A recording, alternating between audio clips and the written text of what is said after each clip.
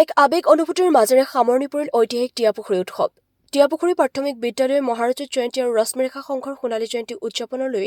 আৱসৰী শিক্ষক, প্ৰাক্তন ছাত্ৰ-ছাত্ৰী, জী-জোৱাই, নাতি-পুতি আৰু সংঘৰ প্ৰাক্তন বিষয়ববীয়া সকলোৰে চকুত দেখা গ'ল আৱেগিকভাৱে অশ্ৰুনয়নৰ ঢল। টিয়াপুখুৰী উৎসৱে ৰচিলে অসমৰ এক ইতিহাস, য'ত ৰশ্মিৰেখা সংঘই সংঘৰ সোণালী চানেকিৰ ৰচি নৱ-প্ৰজন্মক সোঁৱৰাই দিলে সংঘও যে শিক্ষাৰ ভঁৰাল। উল্লেখযোগ্য যে বহু প্ৰত্যাশিত টিয়াপুখুৰী উৎসৱৰ মুকলি সভাত উপস্থিত থাকি বক্তব্য আগবঢ়াই স্মৃতিগ্ৰন্থ উন্মোচক লুমচাও দৈমাৰী, ৰাষ্ট্ৰীয় বঁটাপ্ৰাপ্ত শিক্ষক বিনন্দ স্বৰ্গীয়াৰী, খাপলাংখাই চিৰিয়েলৰ হাস্যকৰ তথা কৌতুক অভিনেতা প্ৰেমানন্দ বৰুৱা আৰু মদৈবৰী সমষ্টিৰ MCLA দিগন্ত বৰুৱাসহ ভালেকেইগৰাকী বক্তাই বক্তব্য আগবঢ়োৱা সভাখনত সভাপতিত্ব কৰে উদযাপন সমিতিৰ সভাপতি ভৱক চন্দ্ৰ বৰুৱাই আৰু আঁত ধৰে উদযাপন সমিতিৰ উদ্যোক্তা গোলাপ বড়ো আৰু বকুল বড়োৱে। সামৰণি অনুষ্ঠানৰ বিশেষ সাংস্কৃতিক সন্ধিয়াৰ আকৰ্ষণ আছিল কুৰ্মীয়ে ৰাভা, বসুমতাৰী আৰু কপিল স্বৰ্গীয়াৰী আৰু ডাংকাটিবাই। সাংস্কৃতিক সন্ধিয়া উদ্বোধন কৰে খৈৰাবাৰী কলেজৰ প্ৰবক্তা ৰঞ্জিত কুমাৰ বড়োৱে। কলেজৰ পৰা ভুৱন মণিৰ ৰিপৰ্ট AIN লাইভ। जोबोर मोजां जादों माने 75 ইয়াर्सनि प्लेटिनियाम जुबिली फाथिदों बिथांमोना दा बेयाव बे गामिनि मानसिफ्रा बेसेबां जौगाखांखो 75 बोसोरनि उनाव बेखौ मोनसे हिसाब खालामनाय जाबाय आरो बिथांमोना गांसे टियापुख्रि मुंनि माने बिसम्बि बिजाब बेखेवदों बिथांमोना आंनि गेजेरजों आंनि आखाइनि गेजेरजों गतिके बेयाव गासैबो दंजोबो होननानै आं सानदों। निश्चय फरायखांनायनि उनाव आं बेखौ बुजिगोन बे गामिया बेसेबां साक्सेसफुल जादों। जोंनि लाइमोनफोरखौ जों खावलायबाय जाहाथे बिथांमोना बे गामिखौ समायना खालामनो जेसेबांनाखि माने मा होनगोन बेखौ फरायनाय गथ' गथाय दङ बिसोरखौ जाहाथे मोजां शिक्षा होनो थाखाय गामिनि मानसिफ्रा आरोबाव आखायाव लाबावो टारगेट लायो बेखौ आङो खावलायनाय थाबाय। आरो गामियाथ' लासै लासै जौगानाय फैदों। बे गामिया मोनसे माबा दंबा हारि सिबिनायावबो खोब मोजां। बे गामिनि रायजो राजा आफामोना बिथांमोना गोदोनिफ्रायनो हारिनि जेसेबांनाखि माबा दङ बेफोराव सोब बाहागो लाबोदों टियापुख्रि हिसाबै। गतिके जोबोर बे मोनसे मोजां। गतिके बे ओनसोलनि रायजो राजाफ्रा माने दावगाबाय थादों। खिन्थु जों दा जेनेबा 80% 90% जों थांनो हायाखै। जों बेखौनो खावलायबावदों दा जाहाथे जोंनि माने लिटारेसि रेटखौ जोङो बारायनो थाखाय जोंनि जिफोर समाज कर्मि दङ जायफोर टिचार लाइननि मानसि दङ बिथांमोना जाहाथे बेबस्था लायो बेखौ आङो खावलायनाय थाबाय। दा होनो प्लेनिंनि अभाब जोंथ' होनो प्लेनिंनि अभाब थांनाय 5 बोसोराव आरो जोङो शिक्षाया 2005 सनाव ओरैबायदिमोन नोंथांमोनाबो एसे मिथिनानै लादो जे जोङो 48%ल'मोन प्रथम BTC दाजेनबा ओमफ्राय जोङो लेखा गांसे दिहुनबाय थायो माने स्टेटिस्टिकेल डाटा अफ BTC होनना बुंनाय बे लेखाखौ जोङो माने दिहुनबाय थायो। गतिके बे लेखानि गेजेरजों नोंथांमोना जुदि फरायना नायोब्ला मिथिना मोनगोन 2019-20 66% जादोंमोन। माने पार इयार बेसेबां गोग्लैखो नोंथांमोना सानना नाय पार इयार। बिनि उनाव जेब्लानाखि थांनाय प्रमद बर' सरकारनि दिनाव बे 5 बोसोराव मात्र 1%ल' माने दावगानो हादों मात्र 1%ल'। गतिके जों बेखौ सिन्था खालामनानै नाय मा कारनाव जों 1%ल' जाथों। बै समाव जोङो इउनिभार्सिटि दाबाय गोबां मानसिया फरायनायनि स्कप मोनबाय CIT दाबाय MTech BTech गोबां मानसिया फरायनो थाखाय मोनसे गोसोआव माने मानसिफ्रा गोसोआव नांबाय आरोखि बिनि थाखाय फरायनो थांबाय बिसोरो नार्सिं कलेज खुलिना होबाय बिनि उनाव इन्जिनियारिं कलेज खुलिनानै होबाय क'क्राझाराव। दा बेनिखाय फरायनाया माने बारायबायानो थादोंमोन गतिके ओंखायनो जों दा बे फरायसुला फरायसुलिखौ लानानै जों बेफोर माबाखौ होबावनांगोन। बबे अनुस्थानाव मा फरायनो मोनो बेफोर नलेजखौ जोङो होनो हाबावब्ला जोंनि माने बे लिटारेसि रेटआ बारायगोन आं बेखौ आसा खालामो। टियापुख्रिनि दा माने प्लेटिनाम आरो मोनसे जाबाय बे आफादाव फैनानै थारैनो जोबोद गोजोननाय मोनदों। बेवहाय बे ओनसोलनि मानसिफोरनि सोलोंथाइनि फारसे जिथु माने सांग्रांथि आरो बेवहाय थानाय मानसिफोरनि दा साखोन सिखोन डिसिप्लिन बेखौ बहुत मोजां मोनो आरो मिजिंथिदो बेबायदि थायोबा बे गामिया जौगागोन। दानि लाइमोनफोरखौ जों नुबाय जिहेतु माने सोलोंथाइजों माने जि बिजाबफोराव माने गोदोनि माखासे बेसेन गोनां बहरा खोथाफोरा थायो नाथाय दानि गथ'फोरा बे बिजाबफोरजों लोगोसे खालि मबाइलजोंल' थायो आरो बे मबाइलानो ब्रेननि जि सानखांथि बेखौ एसे खमायलांदों। दाथ' मोनसे मबाइल मेनिया टाइप जादों मानसिफोरा आरो बे जाबाय ड्राग्सफोरनि एकाउन्टसिप एडिक्सनबो जादों ड्राग्सखौ जेबायदि जायाबा थानो हाया खनसे जाबाथाय मबाइलाबो बेबायदि जालांदों दा बे बेलायाव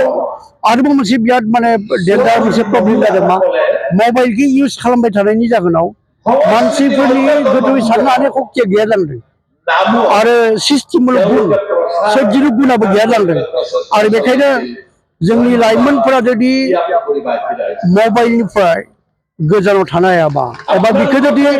बिराद माने हिसाब मथे जुदि बाहायनो हायाबा आरो बिनि मोजां बाहागोखौ बाहायनो हायाबा बियो जोबस्रांनाया खादां बाथ्रा आरो बेखायनो आङो जोंनि बे हाबाफारिनि गेजेरजों खावलायो जाहाथे लाइमोनफोरा मबाइल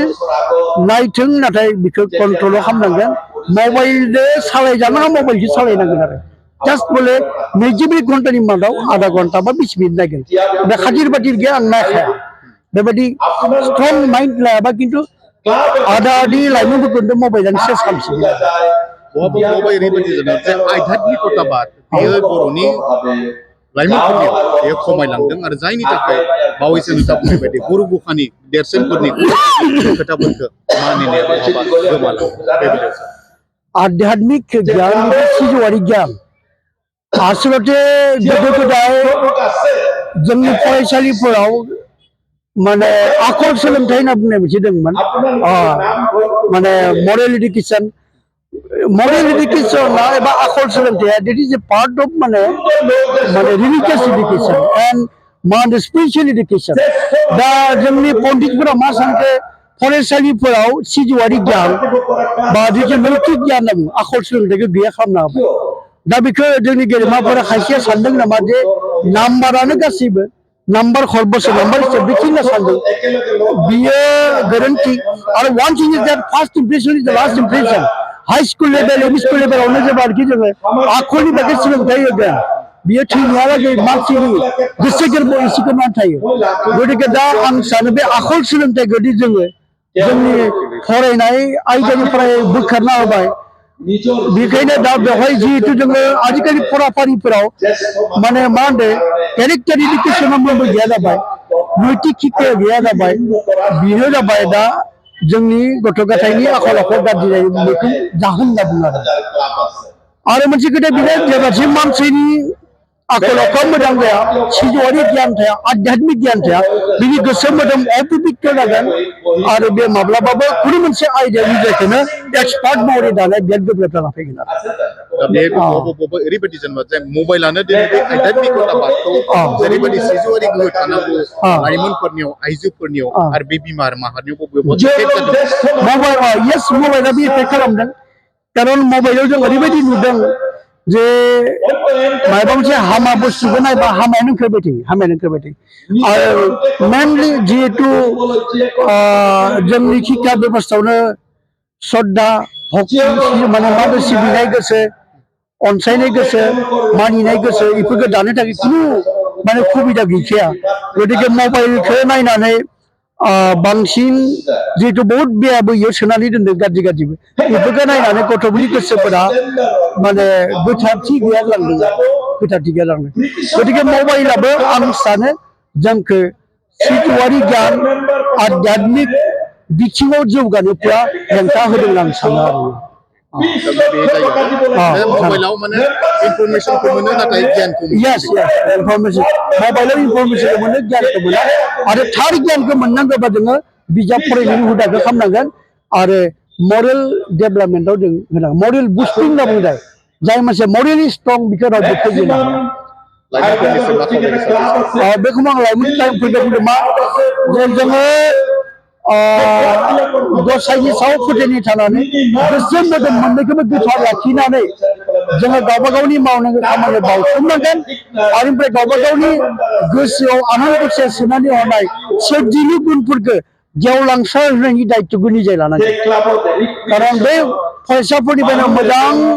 आर्टिस्ट मोजां डेन्सार मोजां राइटार मोजां लिडार ओंखारगोन नाथाय बे जे पावार लिडार जानायनि पावार मोजां आर्टिस्ट जानायनि पावार बेखौ फरायसाफोरा बा लाइमोनफोरा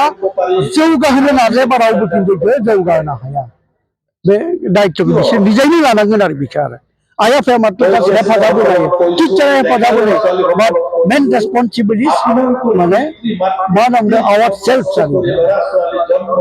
যিকোনো খবৰ আৰু বিজ্ঞাপনৰ বাবে যোগাযোগ কৰক 7896121996